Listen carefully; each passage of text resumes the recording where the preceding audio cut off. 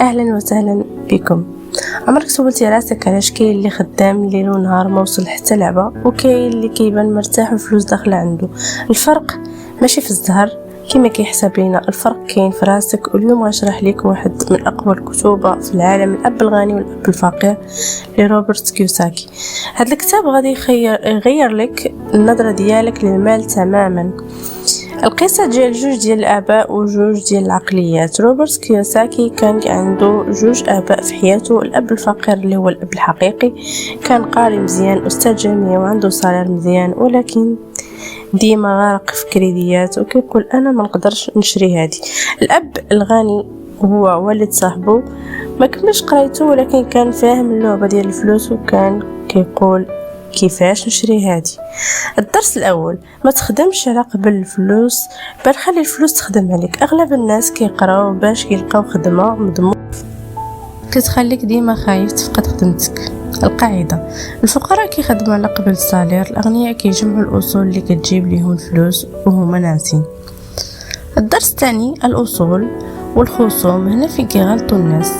كيوساكي كيقول لك خاصك تفرق بين جوج الحوايج: الاصول الربح وهي الحاجه اللي كتدخل لك الفلوس لجيبك، بحال حانوت كتكري اسهم في شركه، مشروع، خدام بلا بيك.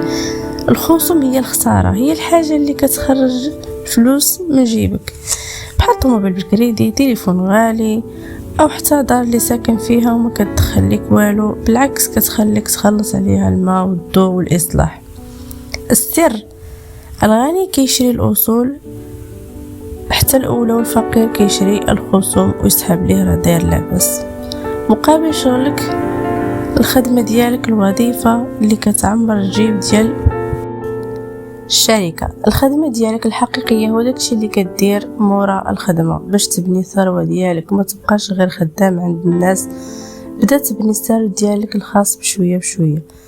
الدرس الرابع: تعلم قواعد اللعبة. الثقافة المالية في المدرسة ما كيعلموناش كيفاش نتعلموا مع الفلوس، كيفاش نتعاملوا مع الفلوس، كيعلمونا غير كيفاش نكونوا موظفين. خاصك تفهم في المحاسبة، في الاستثمار، في قوانين السوق. الا ما كنتيش فاهم هادشي، واخا يكون عندك صالير كبير غادي تضيعو في الخول الخاوي. الخلاصة هي: الا بغيتي تولي غني خاصك تبدل العقلية ديالك قبل ما تبدل جيبك. تعلم تفرق ما بين الحاجة اللي كتجيب لك الصرف والحاجة اللي طيروا ليك من الجيب ديالك.